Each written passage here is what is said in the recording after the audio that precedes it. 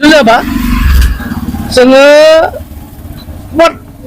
जोंहा 13टा दं 13टा जोंहा माबा दं प्राइमारि दं आरो पिसिडि हिसाबै 13टा बेखायनो 13टानि गेजेराव जोङो 13टाखौनो मोनगोन होननानै आसा खालामदों। मानो होनबा जों दिनैनि बा दाख्लैनि रिजाल्टआव बिथांमोना इउपिपिएल आरो बिजेपिजों लोगो जानानैसो एसे बांसिन मोनदों। जों बिपिएफ दल हिसाबैनो जोङो सेकेन्ड पजिशनाव दङ।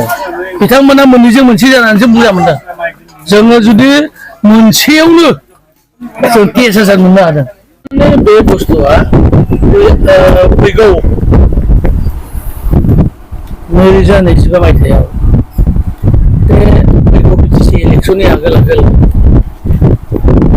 जोंनि बर' रायजोफ्रा गासैखौबो खौसे जाथों होननानै बयबो खावलायदों। जुदि खौसे जामारोबा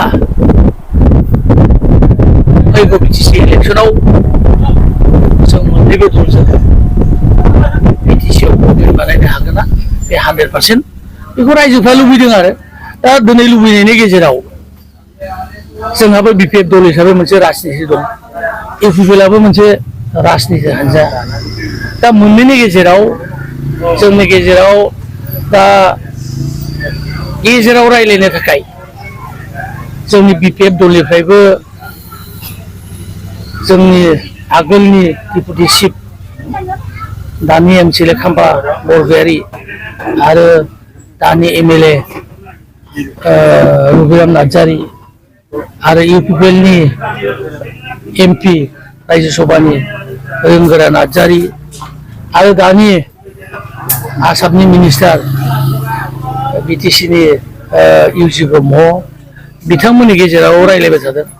बे रायलायनाया बेसेबांसिम गोथौसिम थांदों बा मोननैबो दला मिथिलायाखै। दा फैगौ समाव बिथांमोना रायजोफोरनि सिगाङाव मा रिजाल्ट होयो जों बेखौ मिथिया। खिन्थु जों फैगौ समाव बिपिएफ दल हिसाबै जों बागानफारा समस्थियाव सक्रिय जानानै दङ। जोङो दिनै बिपिएफ दला जोंहा दासान्दि जोंहा जेबो होनो हाया। थेवबो जोंनाव गुबुन गुबुन हारिनि मानसि बा जोंनि बर' रायजो राजाफ्रा जोंनि बिपिएफ दलाव बयबो लैहोर लैहोर फैनायखौ नुनानै जों फैगौ बिटिसिआव जों देरहागोन होननानै सानदों। आरो जों थांनाय एसेमब्लि जोंनि खाथिनि बाक्सानि खाथिनि नलबारि जिल्लायाव मोनसे केबिनेट जदोंमोन। बे केबिनेटआव 450 ना मा बिटिसिआव जोंहा बिसिटिसि दङ। बेहाय बिकम पास जानाय गथ'फोरखौ सेक्रेटारि होगोन होननानै बिथाङा बे केबिनेटआव डिसिसन लादों होननानै बुंदों। दा बे सेक्रेटारि लानाय माने नभेम्बर बा डिसेम्बराव 100% बिटिसिनि इलेक्सन जागोन। बे इलेक्सन जाबा जोङो